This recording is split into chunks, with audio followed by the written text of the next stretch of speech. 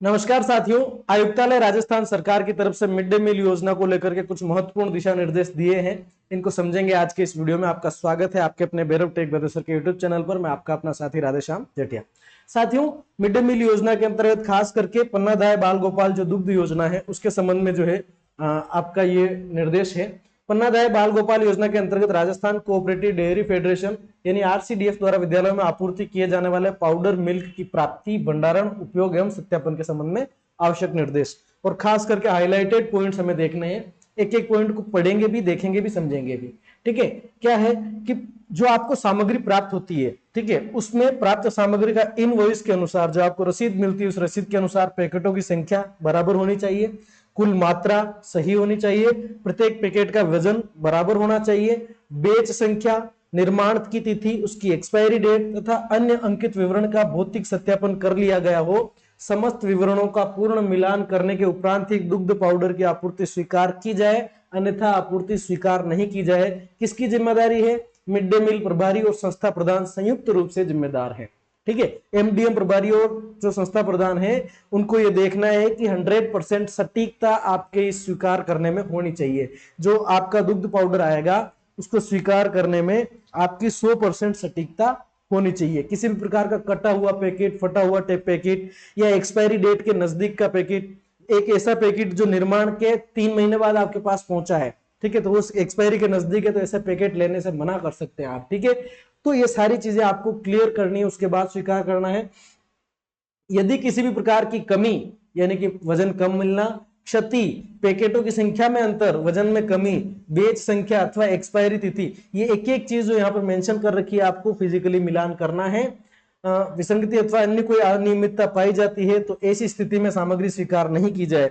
आपको डाउट होने की स्थिति में पूरा पैकेट जो है, एक जो कागज का बॉक्स है उसको खोल के एक एक पैकेट को आप चेक कर सकते हैं। अगर कोई कटा हुआ है, फटा हुआ है, किसी में आपको लगता है अंदर से बंधा हुआ है, पाउडर के फॉर्म में नहीं है, तो आप उसको अस्वीकार करेंगे। ठीक है, विद्यालयों में आवश्यकता से अधिक पाउडर मिल्क का स्टॉक प्राप्त नहीं किया जाए।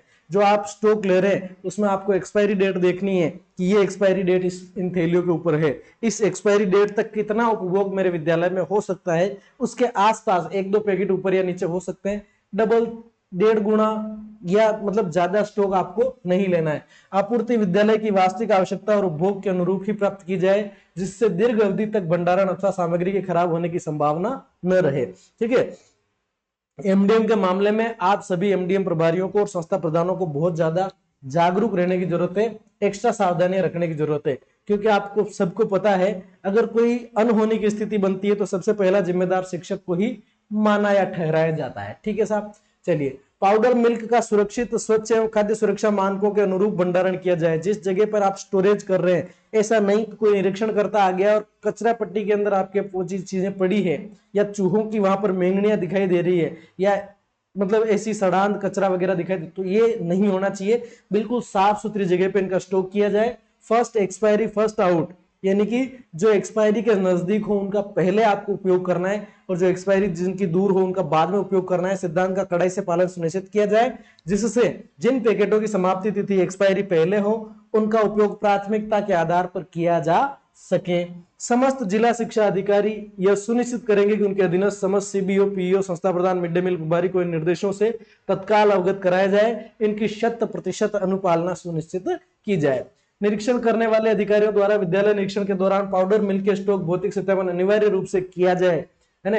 स्टॉक का भौतिक सत्यापन किया जाएगा।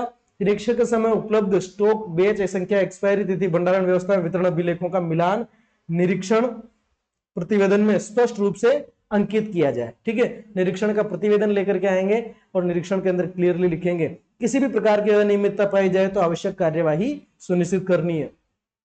ये जिला शिक्षा अधिकारी प्रारंभिक अपने जिले में पाउडर मिल्क की प्राप्ति, उपयोग, उपलब्ध स्टॉक की नियमित निगरानी करेंगे। आवश्यकता अनुसार संबंधित अधिकारियों के माध्यम से सत्यापन भी कराएंगे, वेरिफिकेशन का काम भी होगा। विभाग द्वारा इस विषय में पहले भी जारी समस्त निर्देश यथावत रहेंगे। ये जो नवीन आदेश था इसको हमने समझने की कोशिश करी।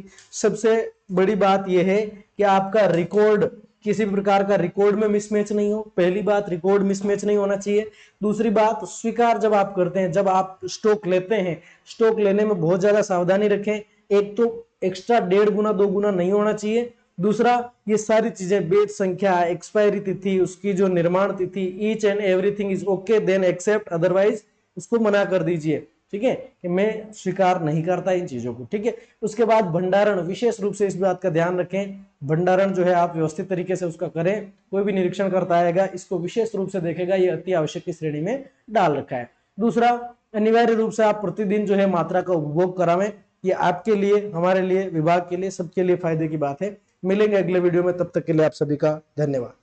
ये वीडियो बनाने का उद्देश्य सिर्फ इतना था, 2-3 कमेंट्स मिले थे मेरे को कि इस एमडीएम जो आदेश आया उसके ऊपर भी वीडियो बनाइए, तो मैं लेकर के आया।